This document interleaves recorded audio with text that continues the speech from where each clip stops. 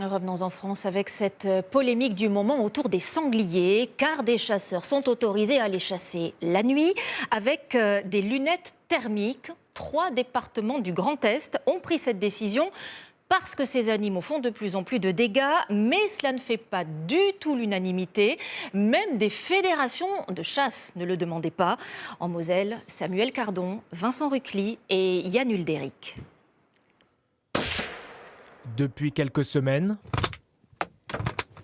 Julien peut utiliser une lunette thermique pour chasser le sanglier de nuit.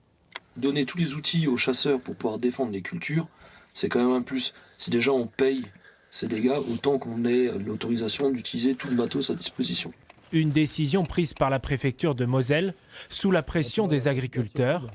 Ça, c'est une trace de sanglier. Il y a eu en 2025 environ 20% de dégâts en plus qu'en 2024. Ils viennent pour chercher les vers de terre, ils te retournent le truc là. Puis voilà quoi, c'est parti. Les chasseurs volontaires doivent demander une autorisation spéciale, tirée depuis un mirador et se situer à moins de 100 mètres de leur cible. Mais cela ne convainc pas ces promeneurs. On ne voudrait pas être au milieu des tirs et voilà. Et je pense que la nature, la nuit, il faut la laisser quoi. Le jour, on chasse, mais la nuit, il faut laisser les bêtes un petit peu se remettre des émotions. Ils peuvent clôturer la forêt pour faire une matinée de chasse, quoi. Donc la nuit, ça n'a pas tellement d'utilité. Et ce ne sont pas les seuls à être surpris par cet arrêté. La Fédération de chasse avait indiqué son opposition.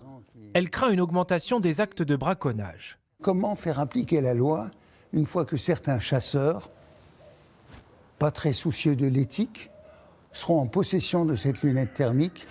Je trouve qu'on a monté une usine à gaz. Côté sécurité, pour ne prendre aucun risque, cet armurier recommande aux chasseurs d'opter pour des produits de bonne facture. Dans le haut du panier, on est à 3 800 € sur une lunette comme ça. On a un produit de qualité ou pas. Mais après, l'image sera beaucoup moins belle et on aura plus de mal à définir les animaux, quoi. La Moselle, le Bas-Rhin et le Haut-Rhin sont les seuls départements français où cette chasse est autorisée.